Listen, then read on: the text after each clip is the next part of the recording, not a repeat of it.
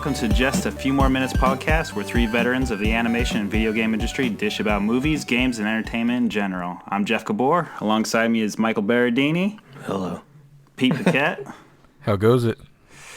All right, so let's get started because we got a ton of things to cover and just a few minutes to discuss it.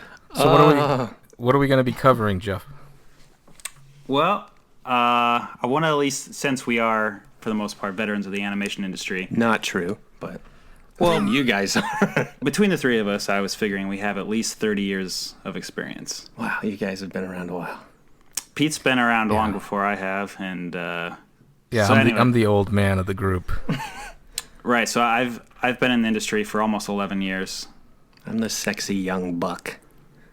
I've only been around for 5 years. Right, Actually, my first job was in 2000. So, well, there you go, 15 years. 2000. It's been a while. I think I was a freshman in high school. So thanks for making me feel like Methuselah. Yeah. What movie was it that you first started on? My first job that I had, that was art related, was screw that. I want to know the first movie because I want to know how old Michael was when he watched your first movie. And if it had any impact. The first movie I was affiliated with was Polar Express. Yeah. Oh. Well, there that is. It's on TV right now. Yeah, it's that time of year. Majestic. Yeah. All right, so on that note, I wanted to at least start every episode with a quick tip, whether that's video game related or industry related in terms of animation. So this week's tip for aspiring animators. Oh. Before you go on, Jeff, shouldn't you introduce who we are? Or did we already do that? We did that. Well, remember, for the most part, we said hi. There's the sexy voice of Michael Berardini. Hello again. Yeah, and then Pete Paquette's that guy that worked on Polar Express, so love him. Yeah. Yeah, I'm currently an animation lead, animation lead at Blue Sky Studios. Oh yeah, I work there too. Yeah, I'm a former Blue Sky guy, working at a small VFX house in Boston. Yeah. But we are primarily excited about video games, so make sure we touch on that. We're going to talk about the thing we don't know the most about, right. But it'll be good. Well, Pete, you have a background in video games. That's true. Yeah. My first video game job was at LucasArts, actually. So. On what? Gladius for the Xbox and Never PS2. Heard of it. It's a while ago. It's actually a good game. All right, and people may know your work from BioShock. Yeah, BioShock Infinite. Then I was. You were the lead on the chick. Yeah, I was and basically did all cinematics on Elizabeth. So are you pro or con the big boobs? Because didn't they go through like a model change or something at some point? Well, the original model of Elizabeth was hideous. They changed it quite a bit, so I'm happy with the way it came out. I think it was the perfect balance of boobages. Yeah, I was happy with the boobages as well. Jeff never played it, I bet. I did. I actually have it right next to you. Oh, look at that. Yeah. Actually, thanks to Pete Paquette, he gave me a free copy. So That is correct. Yeah. All right, so this week's quick tip for aspiring animators. Orient your root, god, or world mover as the first thing you do when you're beginning a shot. You want to ask yourself, what are the primary directions that your characters are going to walk and perform? That way you can read your graph editor.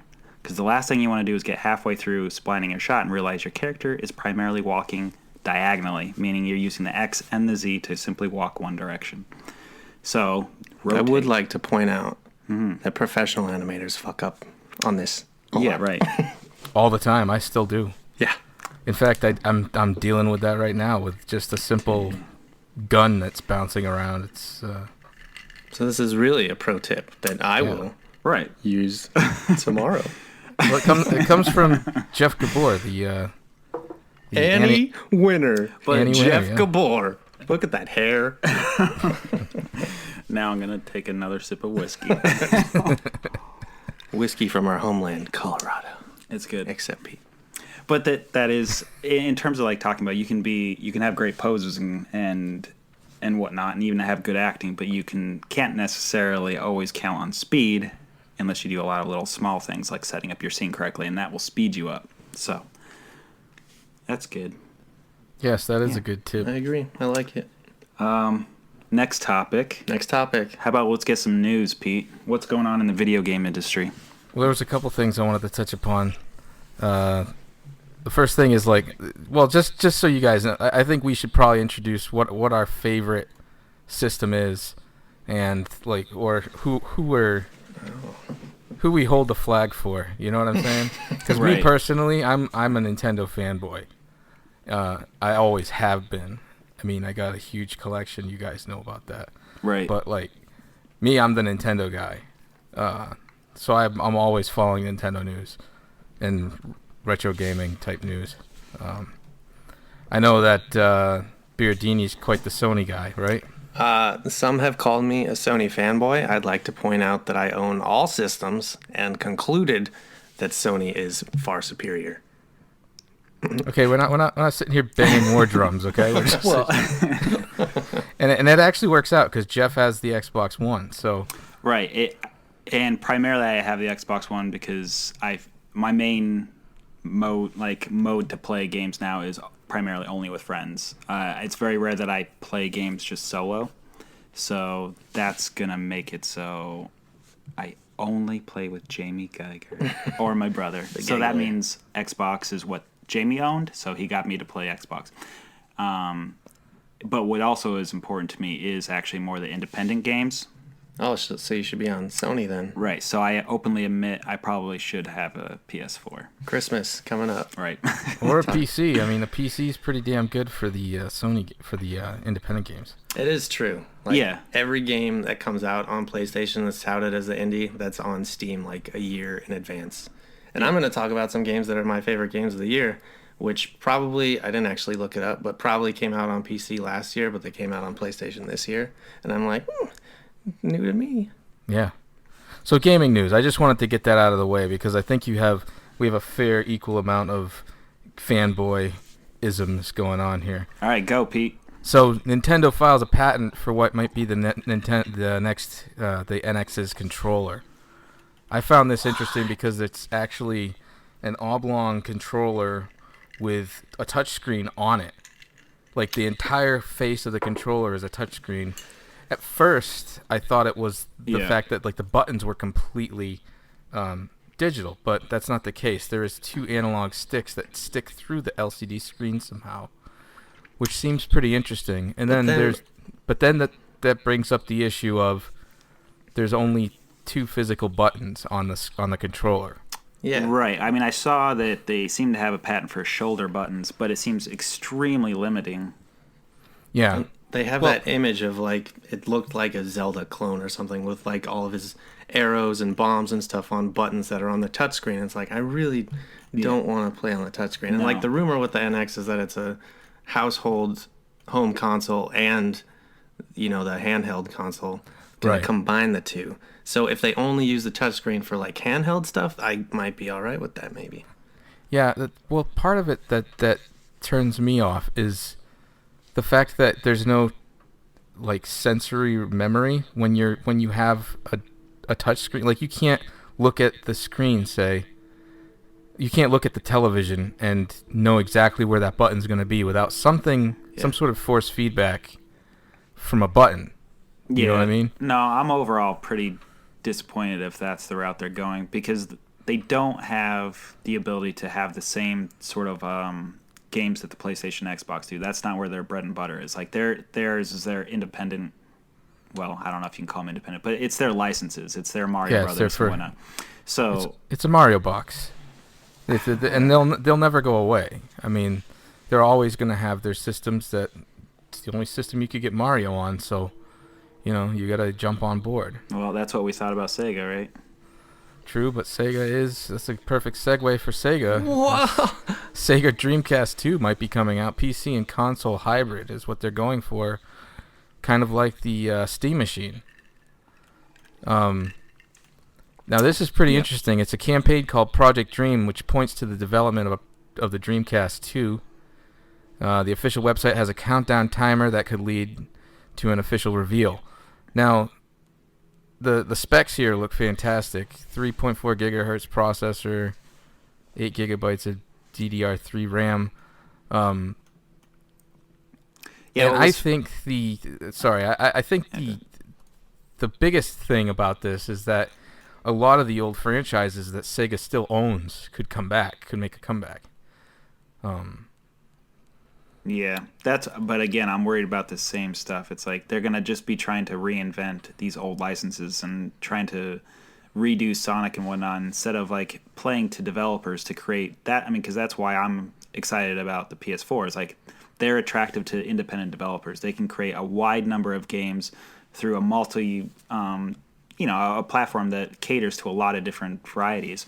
And when you have like the Nintendo with their touchscreen, you're immediately limiting the developers, saying we're only going to do it for Nintendo. So developers are right away going to say, I'm not developing for that because its audience is right away super closed off. So they're shooting themselves in the foot. I think it would be much wiser if they do this, basically the Sega Dreamcast, which is a Steam box. That's exciting. Yeah. I mean, I think they would be smart to do that, because then they could pull in the PC market as well. But isn't this just going to be a Kickstarter? Like, it's not going to be a legit thing. It's like, it's proven to not be very, favorable in the field, whatever, yada. Well, and also, if even those dimensions were right, what you said, the specs, there people are theorizing this thing could be as much as $1,000. Yeah, well, that's Steam boxes do run pretty expensive. Exactly. So you're like losing the appeal of a console then. Yeah, because right away, so I was reading a little bit more about your article, and it was amazing that you cite the reason why the Sega Genesis and the Sega Master System got into... Did Pete write the article? No. Okay, sorry. Do you remember which the website's name? Do you remember that? That came from tweaktown.com. Yeah, that's... I frequent that one quite a bit. So... Sorry. No, I mean... Find your brain thought again. Yeah, what was my brain thought? Talking about video games? Oh, yeah. You're talking about the Steam box. The reason why the Sega Master System and the Genesis became popular was because of their price point from the very beginning. So that's how they undercut the Genesis. They were able to be competitive with their price point. I mean, that's why my parents bought it. It was like, okay, there's graphics just as good, if not better. Well, at that point, it was like, I had a Nintendo. It's like, do you do Super Nintendo or Genesis? And my parents went with the Genesis. And so sorry. Yeah, I know. I'm actually in retrospective, I'm bummed about it, but well, the Genesis was a great system, and in fact, I would say it's probably Sega's best system. They clearly had the biggest library, the most success. They had the closest thing to a Mario you could possibly get. I think that's the golden age of Sega, and I don't think that's ever gonna be.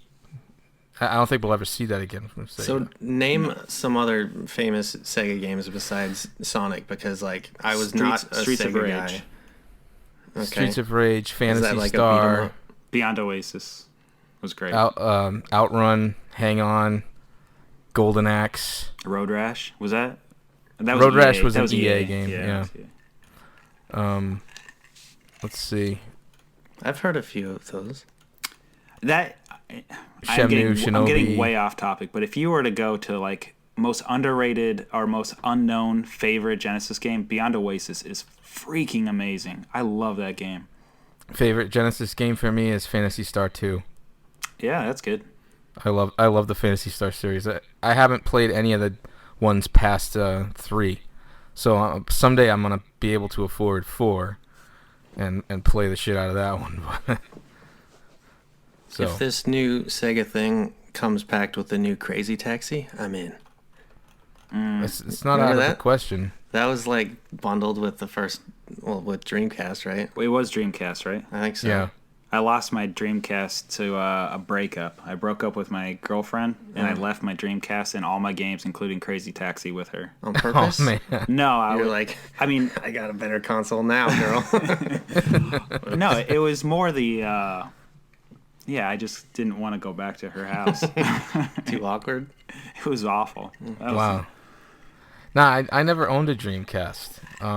I actually was one of the poor saps that got suckered into the 32X and the Sega Saturn. Oh, I did have a Sega Saturn as well, but not the 32X. I wasn't that gullible. Yeah, 32X was, let's just say it was special. It had like 5 games, I swear to God. Yeah. Well, you see, the reason why I bought it, and I have a legitimate reason, I didn't have much money growing up, and I couldn't afford a PC, but I really wanted to play Doom. So the only way I could play Doom, where it wouldn't cost me like $1,000, was to, save my money and get a 32X. So I was able to play Doom. I consider that a pretty good reason for getting a 32X. It's a system seller, that Doom. Yeah. Of course, I had no other games for it. But, Oh. man, I played the hell out of Doom. Have you? Yeah. Oh, I, yeah. I played it, and I liked peeing in the urinal. I didn't get very far. I wasn't very good at it. I'm sad to say I've never played Doom. What, really? No, never. Never played Doom. Well, Doom 4 is coming out soon? I Oh, think it's yeah. coming out next year. No, there's some video game news for you. Yeah. That was revealed over a year ago. If it's news to me. So, what's next on our hit list, Jeff?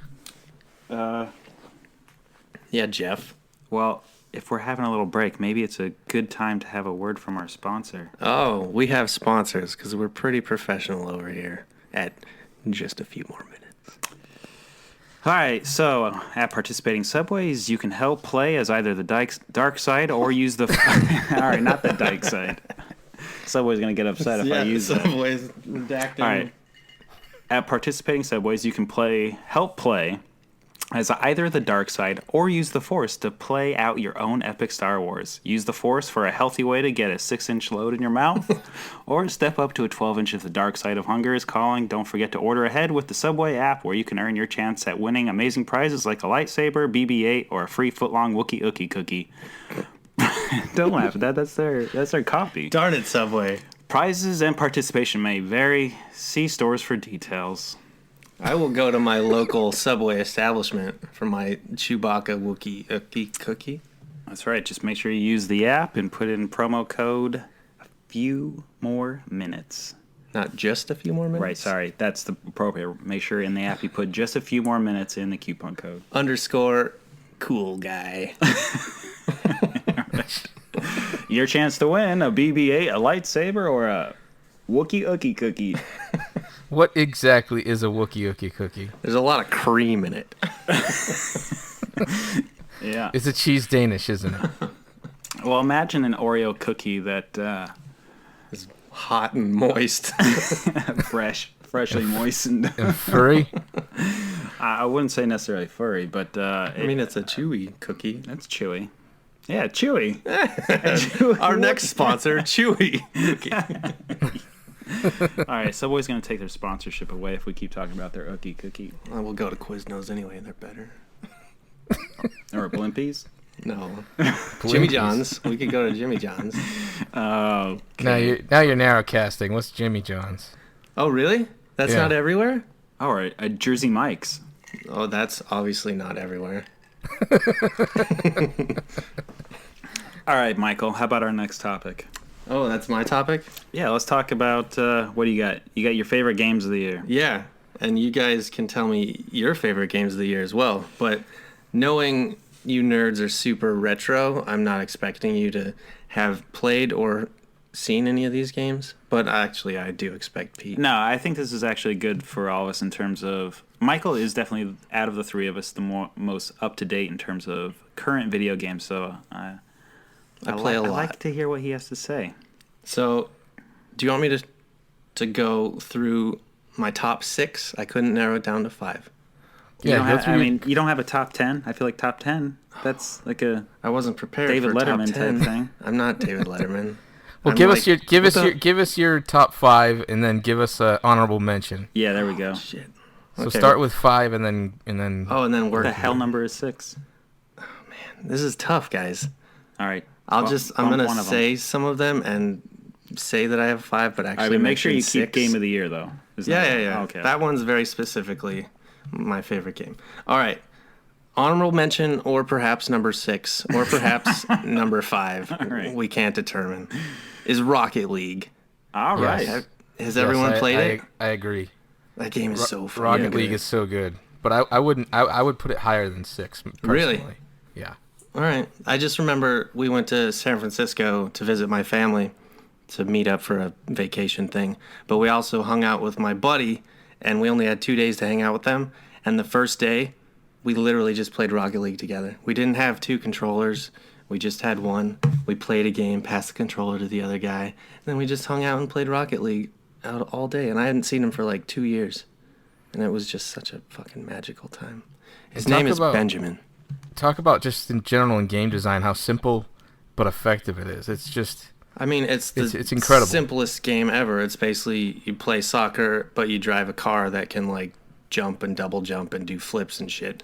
And then you get boosts, but there's like it seems not very hard. Actually, it seems very hard when you first start because you're like, I can't even hit the ball. This is really hard.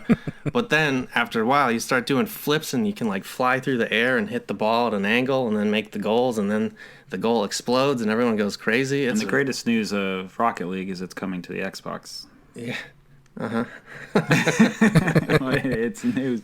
It's important for me. I will say that. It's important for me. Yeah. Fun factors off the charts with that game. Absolutely. Really fun. Okay.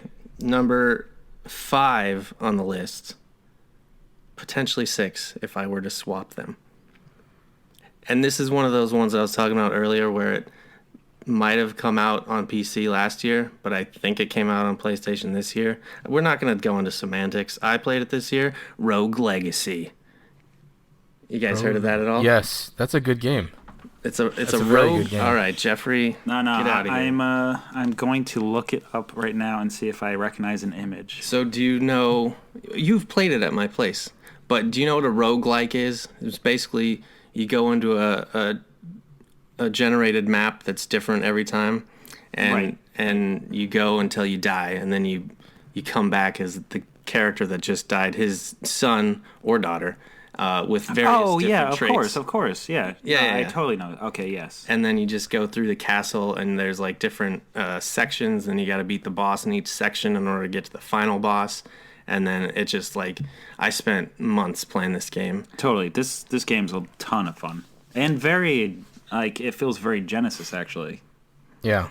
Let's say Super Nintendo. I don't know. It actually feels more Genesis than Super Nintendo to me. Like, Shovel Knight to me feels 100% Genesis.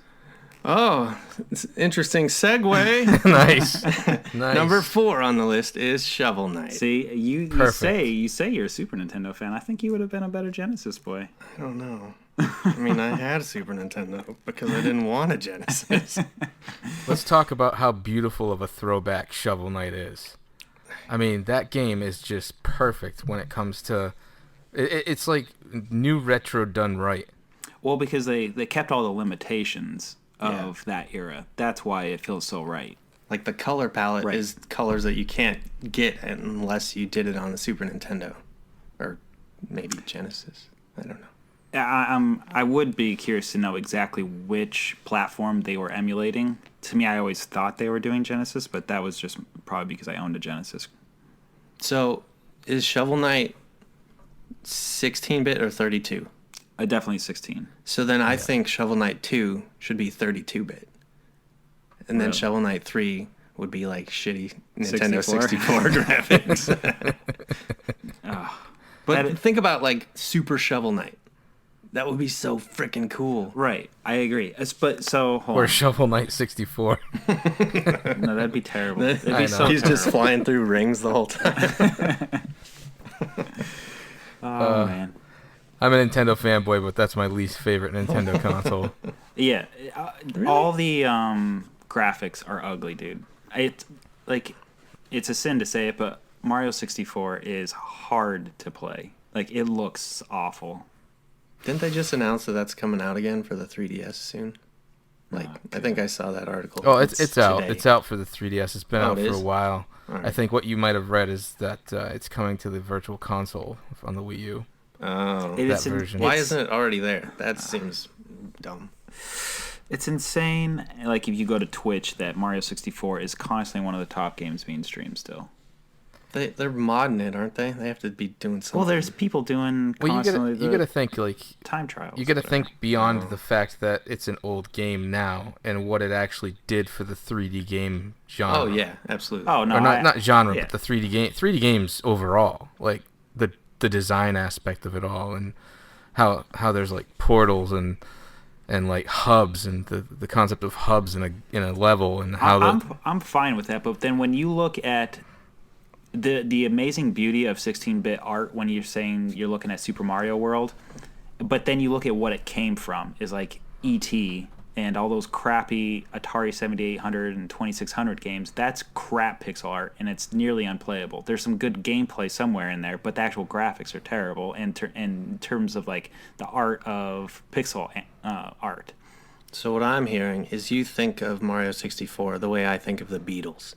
You respect them, you appreciate what they did for shit, but you don't really care about it. You guys are hurting my heart right now. No, I didn't say shit about the Beatles. Yeah, Jeff told me before we started this, he's like, you know what I hate? The fucking Beatles.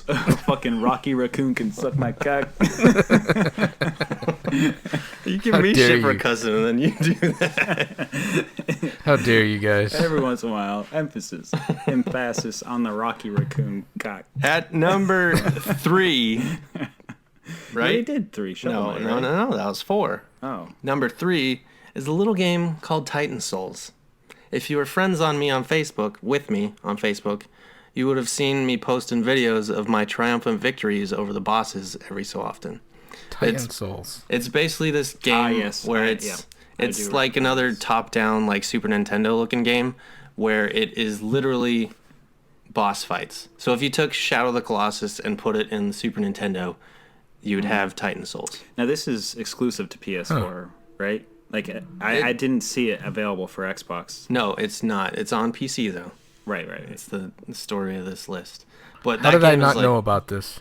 Because you're a Nintendo dude. Please tell me you're looking it up right now. I am. It looks great. It's such a beautiful looking game. It's super awesome. My only gripe with it, even though it's number 3, is like the pixel art is amazing, but they ruin it sometimes with 3D characters. Some of the bosses are 3D because like there's some that are very super like ornate geometric shapes, and I'm like, yeah, I wouldn't want to animate that either.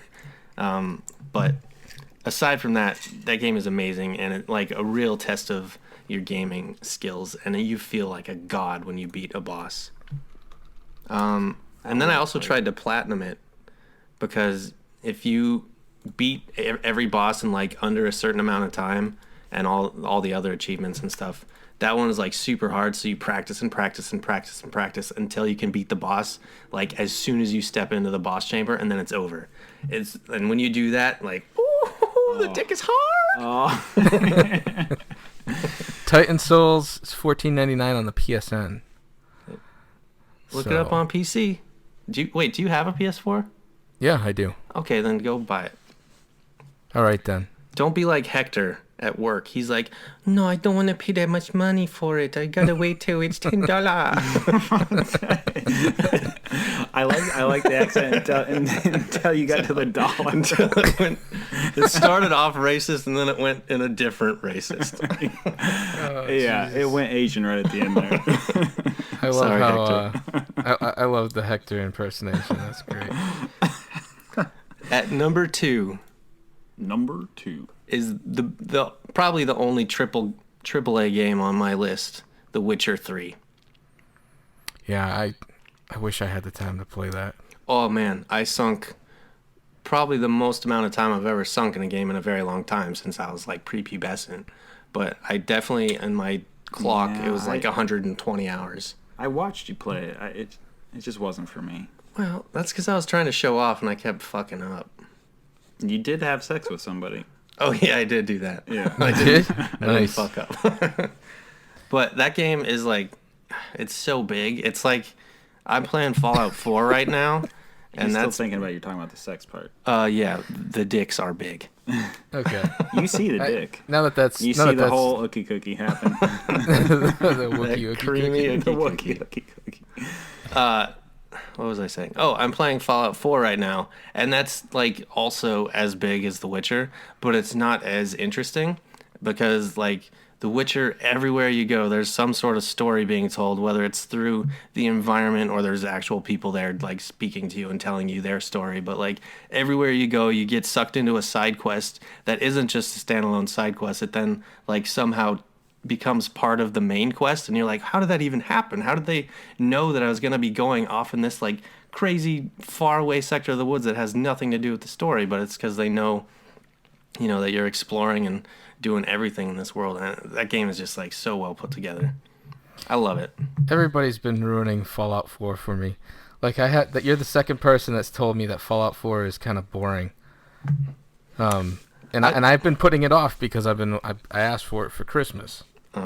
Christmas being 2 days away, I'm gonna be awfully disappointed because I've heard nothing but hey, it's boring. It's, you know. Well, it's also my first Fallout game, and I'll level with you. I tried to play Fallout 3. I gave it like 4 hours, and I was like, oh, this is not for me. I can't do it. But I also think it was because I was playing it wrong. I was trying to be like really stealthy, and I don't think you can play that game stealthy because the mechanics are just not there. It's meant to be played where you shoot people, but then the mechanics aren't good enough to shoot them on yourself, so you have to introduce the VATS.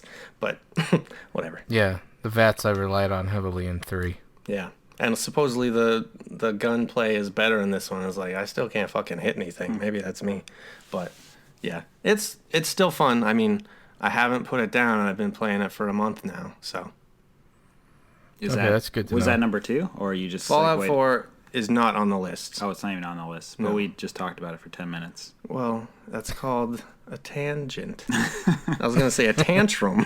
All right, what's number 2? No, wait, that was number 2. The Witcher 3 is number 2. Number 2. Number 1, my favorite game of the year. Michael Berardini's favorite game of the year. Soma. Oh, yeah, I've heard about this one. Oh, good. I'm glad one of you has. Jeff's face is like, what? That's the survival horror game? Yes. It's by the guys that made Amnesia, which is probably the scariest game. It's 1M. Okay. It's not with sommelier. What is the wine? Sommelier. Yeah, that's not that shit. I did watch that documentary this year. Yeah? Recommend. Rock and recommended. So Soma. Listen, you're the one that made me drink before. Yeah. Soma I don't like it. I don't like the way it looks. It's not very scary, though. You would think it would be more scary because it's made by the guys that made Amnesia, which is the scariest game of all time, in my opinion. Look at this. I just did an image search, and it looks like some guy from Zoolander, the coal miner. I will say that is not from the game at all. See how it doesn't say Soma? It says Somada Kalbims. Oh, maybe this is about one of the coal miners that was trapped and died. The 33. Can I talk about Soma now? Yes, go on, please. I'm very curious about this game because I've heard nothing but good things. Okay, so the thing is, if I talk about it in too much detail, I'll spoil it. But basically, it deals with artificial intelligence and what makes you and what is your consciousness, essentially. Which is like a really weird thing to deal with in a horror game, and I think that's also one of the reasons why it's not as scary as you would think.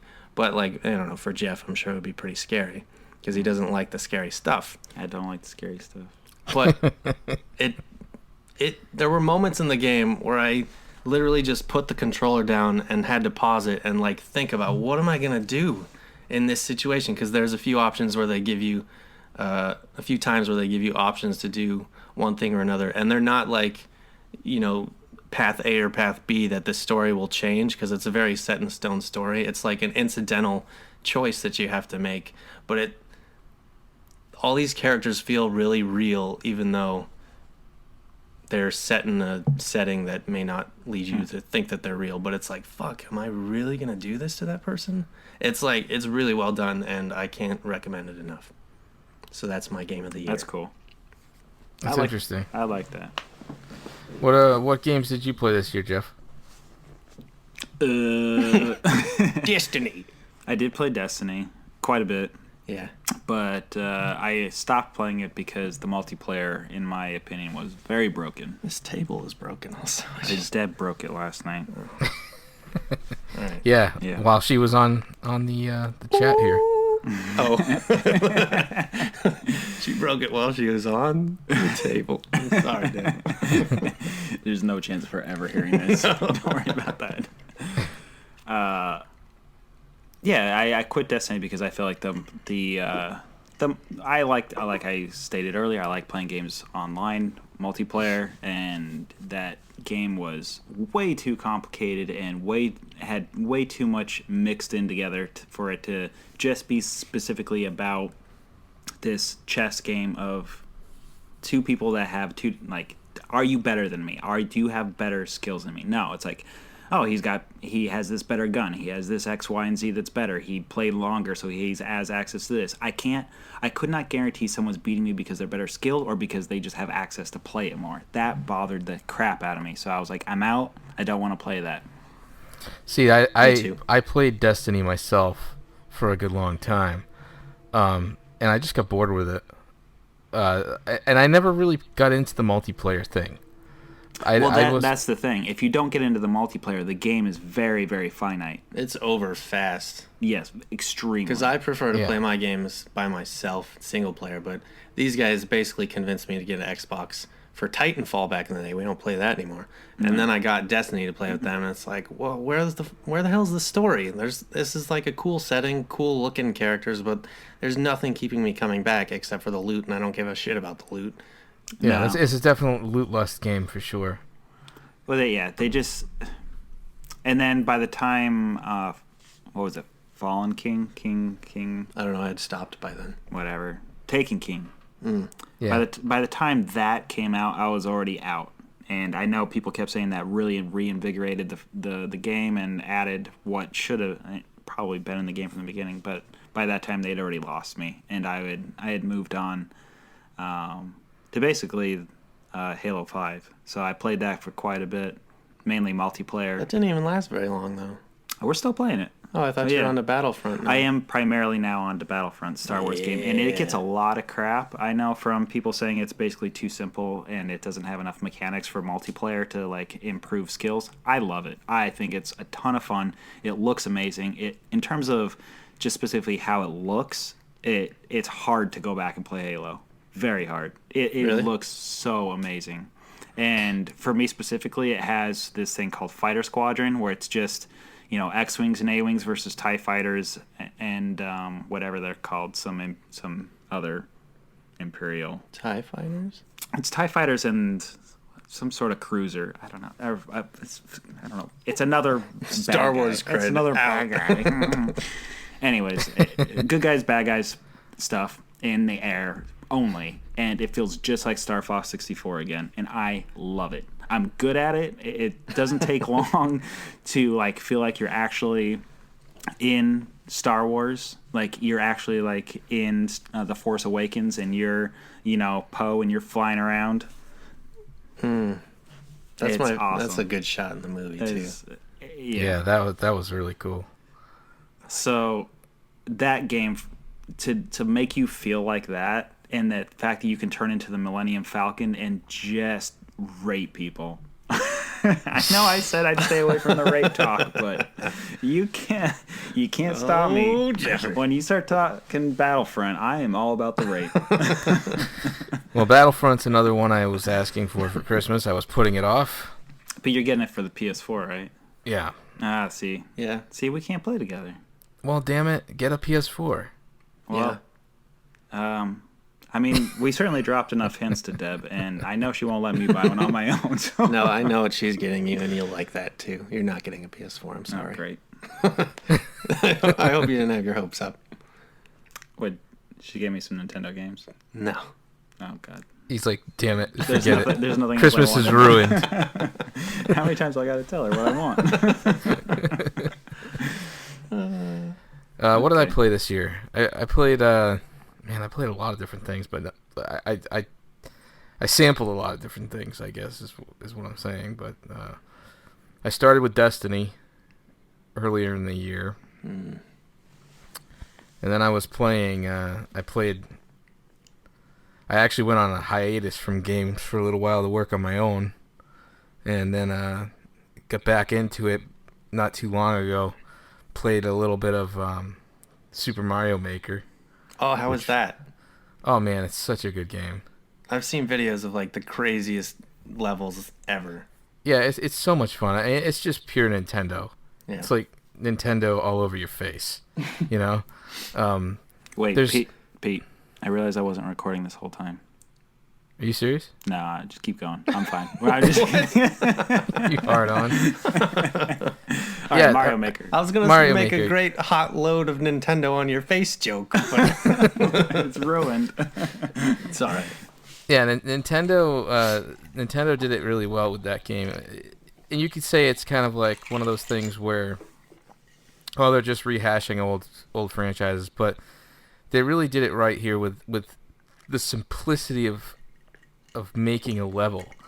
They made an event out of it to where it's like you get started and you're doing a tutorial, you don't even realize it. They give you drops of new things you could use to like build onto your levels the more you play it. yeah. And they if you're not interested in building your own levels, there is like a freaking ton of levels you can access online. And they make a game out of it too, where you have different. They have this like play. I forget exactly what it's called, but it's like play times 100 or something, and you have to get through 100. You have 100 Mario lives to get through these specific courses. Or they also have like event levels and other things. It's just a really fun game. I love it. Is that your game of the year? Question mark. I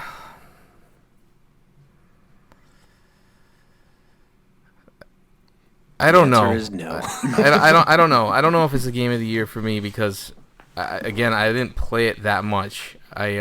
My son played it more than I did, and we actually had a fun little thing where I was like, try and make a level that I can't beat, and so he was always building levels, trying to really screw me over, but. But you destroyed him every time. Yeah. Does the game like make it so it is achievable? Like, how do they make sure like you don't just build a wall to infinity that Mario can't jump over? Oh, there are levels like that. Well, before you can, the builder has to beat the game before it can be uploaded. The builder has to beat the level. Okay. Somebody has to beat the level. So I don't know how long. When your son makes it, does he have to beat it to give it to you, or is he just making some shit up and? No. This is local, so we never uploaded any of the levels. It was just for fun. Okay. I thought there was like a little bit of backlash because people were making like, bully levels where you would go and get somewhere and then you just like couldn't finish it. Or maybe there's just like I'm not saying very that you couldn't thing. design it that way. Yeah. I know I ran into a couple of them where I was like, what the hell am I supposed to do? And I have no idea. So I just said, screw it. But essentially, if it's online, there must be some way to beat it. Yeah, exactly, because somebody had to beat the level in order to upload it. That's fun. That's crazy. Because I've seen some crazy levels, and those guys had to beat it. It would be cool to, like, say you die 50 times, you gain access to the creator's video of them beating it. So then you're like, all right, I've played this 50 times. I want to know how it's done. Yeah. That would be cool, actually, if they had a functionality like that. That makes me think of your probably real game of the year, the Mega Man collection. Right. So the other game I played a ton, not to steal Pete's thunder from his games, but was Mega Man Legacy. And I played a crap ton of that. I'm still playing it. Like, if I'm playing by myself, I'm playing that because it's Mega Man 1 through 6, all the NES games, and then it has this great stuff that's time trials.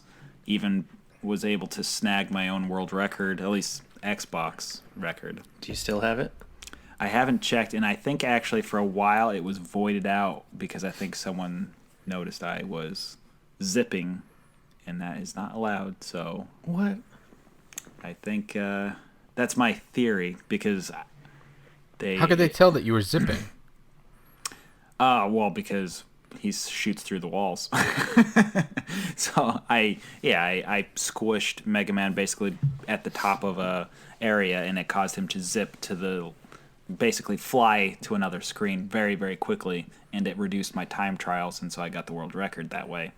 But I'm guessing they didn't want me to do that. They built it into the game. That was like That's their my whole thing. I gotta check, see if I still got the world record, because what happens is I got the world record, then somebody beat me by a second. I went back in, fought them, and got it back. I haven't checked in the last couple weeks, see if I still own it. You're a valiant sea biscuit over here, going for the gold. Going for the gold, keeping it. But that's the thing, when you're on top, people always just want to take you down. You know what it's I wouldn't know that. Well, after you win an Annie. That's never going to happen. See, not all of us are as talented as you are, Jeff Gabor. Don't inflate that ego anymore. Hey, man, I shut out again. Yeah. Anyway, another game I played this year Yeah. was a game called Vermintide. I played with my brother. Vermintide is a Warhammer game that came out for the PC only, and it was based off of it's almost like a mod of Left 4 Dead. Oh, really? Only difference is you're fighting you're kind of fighting with melee weapons to defeat this band of rat men. And it's first person. It's beautiful game. If you have a PC, I totally recommend it because it's a lot of fun to play with other people. Wait, it's called Vermintide? Yeah. Like Vermintide. a tidal wave of rats? Exactly. That's cool. Yeah. And then I've been playing Shadow of Mordor, which is just fantastic. Yeah, that game's awesome. Yeah. I know it didn't come out this year, but my picks for this year, Rocket League, Journey for the PS4. I know that came out for the PS3 first, but it came out for the PS4. Another great one. Mario Maker. Everybody's been telling me to play Xenoblade Chronicles, and I'm waiting on that one too. So I'm looking forward to that one because that just came out and it's made some of the lists. But yeah, those are my big three. I would say is Rocket League. Oh, Shovel Knight. Hell yeah. Yeah, Rocket League, Shovel Knight, Journey, and Cool. How'd you take the end of Journey? Did you get a little bit emotional?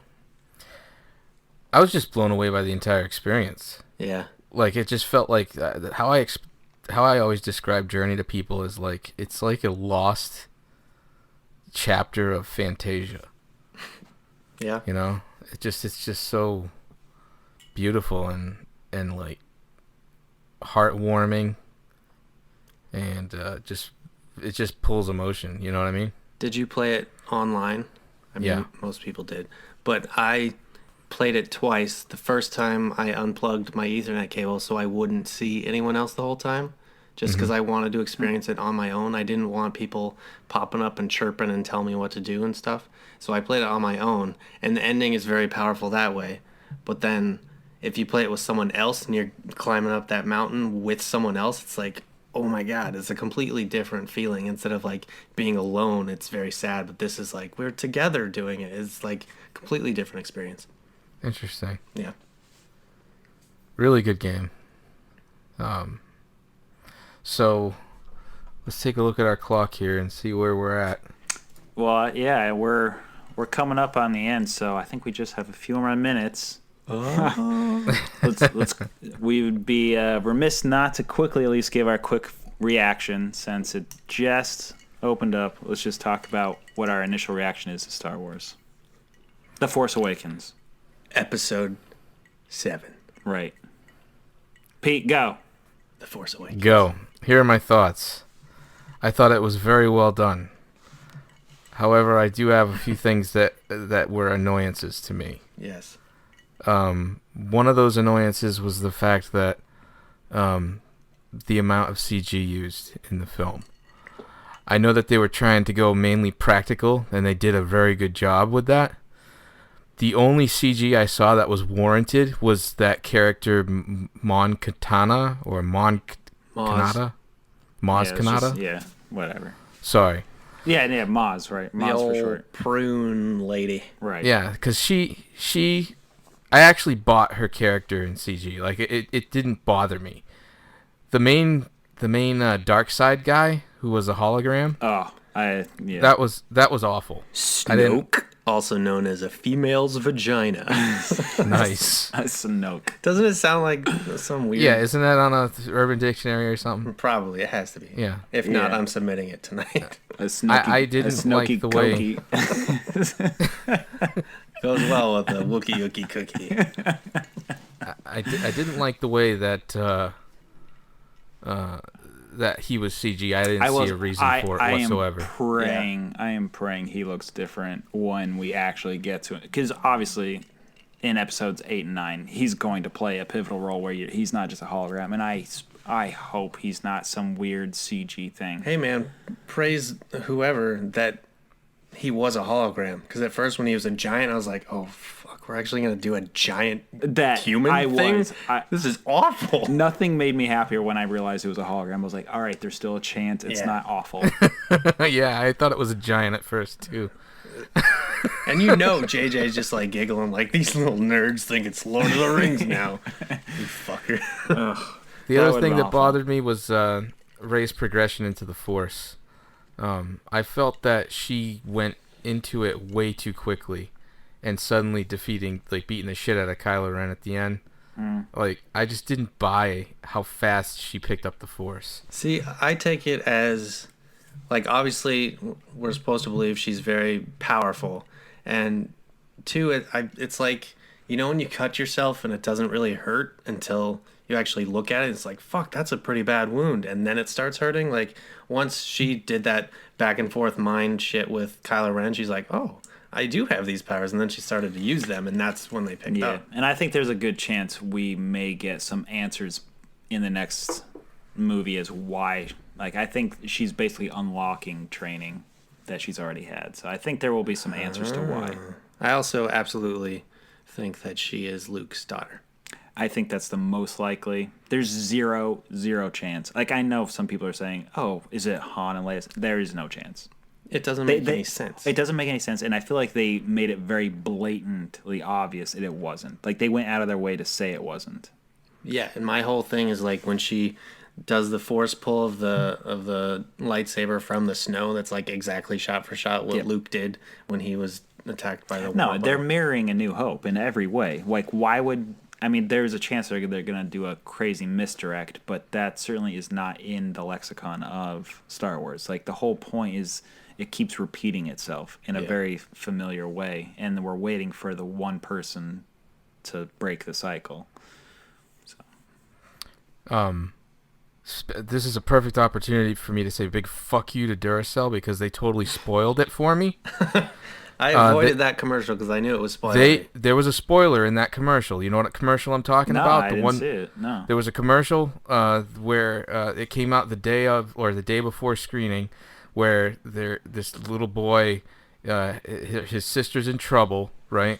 And he has to go and he gets a lightsaber, and C-3PO's there. He's like, go and help us. You're our only hope. He goes out into the backyard. And there's his sister dressed like Rey, and suddenly she does force pushes on everybody. I knew that moment. That ruined it. Because I knew going into the movie that she was going to be a Jedi. Man, that sucks. So fuck you, Duracell. Because that's the best moment in that movie is when because all the marketing is like, Finn, he's going to be the Jedi, and it's cool. And then it's like, nope, he just got sliced in the spine. He's sort of fucked up now. And then the lightsaber goes past Kylo to her. I was like, I had these emotional things going on inside of me at that point. I was like, oh my God, that's so cool.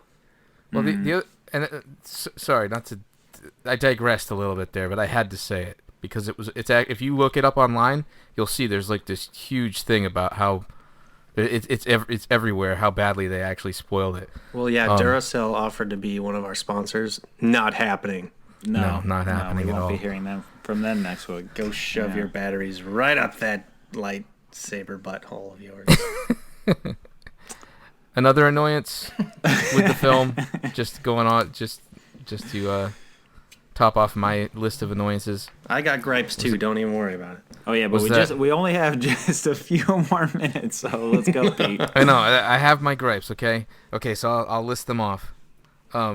I didn't like how everybody was in such close proximity to each other on the big ass fucking planet at the end.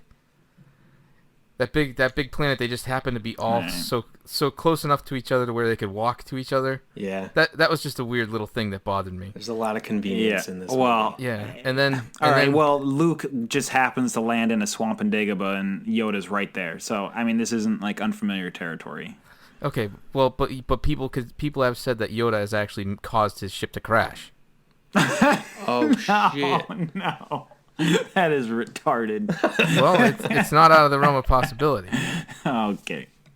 And then the last thing was that it felt a little bit too much like the original Star Wars. Like, Yes, the whole true. concept of like, you gotta like hit this one thing to destroy this thing and go through a trench and like, you know, it was. It's fan service. That is one thing. It's like, so we're going to have this movie called Rogue One, right? And it's all about getting the plans to the Battlestar, right? Yes. Is that true? Yeah. Yeah, that's so that the comes next out movie next next Christmas. year. Yeah. So that whole movie is about getting these plans.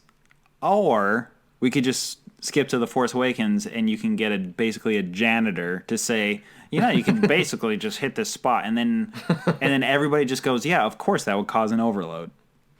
I mean, he's a smart janitor. Jesus Christ. That part bothered me. Is like, they didn't work for these plans. Nobody actually knows how this place works. Right away, Finn acknowledges he has no idea what he's doing. He just wanted to get back and save Rey. So he knows nothing about the ship, but somehow they were able to make this entire plan to know this whole thing would blow up.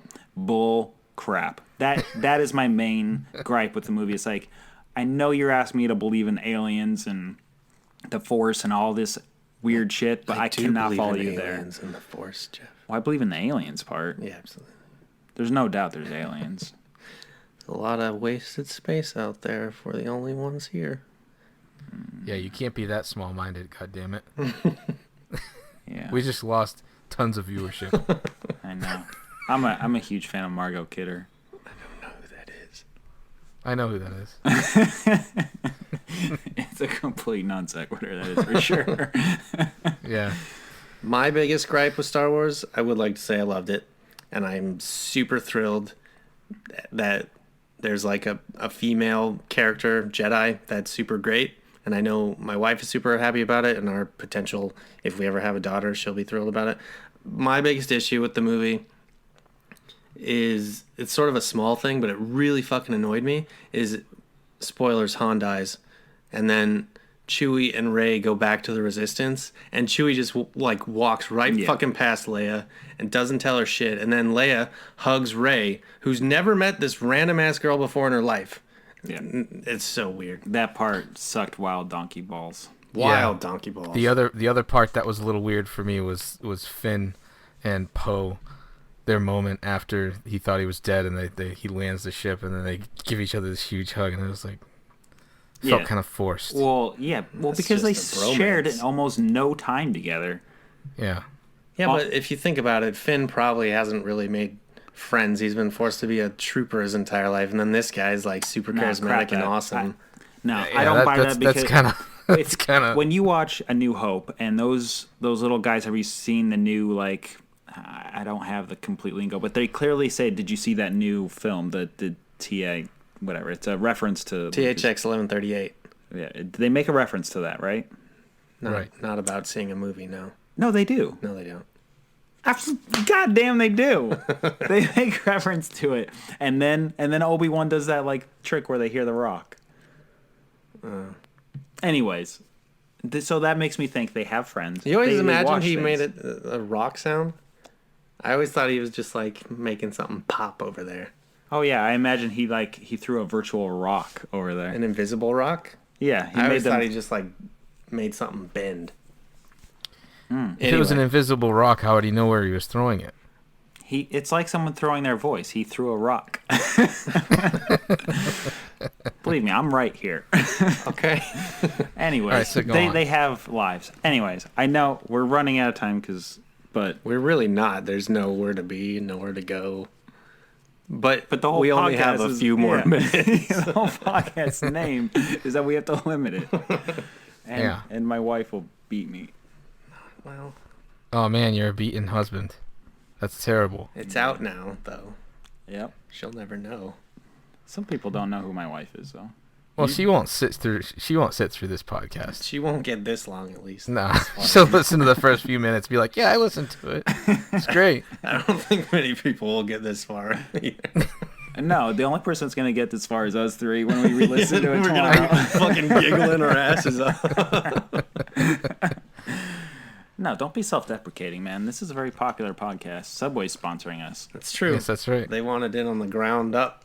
No, I gave them a little. You're like, hey, guess animation. what? Annie Winter, Jeff Gabor, he's starting a podcast. And they're like, who's that now? And you're like, did you see Rio? And they're like, what's that? Is that Pixar? And you're like, no. And they're like, all right, we're in. And then Duracell That's came just- along, and I told them to go fuck themselves. Yeah. So we're waiting on our next sponsor, but stay tuned for the next episode of Just a Few More Minutes. That's not the ending. Oh, I thought that was the ending. It sounded good. It did actually, but All right. Well, we're gonna wrap this up. Yeah. Pete Paquette, Michael Berardini, Jeff Gabor. This has been Just a Few More Minutes podcast. we'll see you in a couple weeks. Oh yeah. I'll see you in my dreams. Pete. Jeff, I'll just see you at work. Peace. Later. Good day.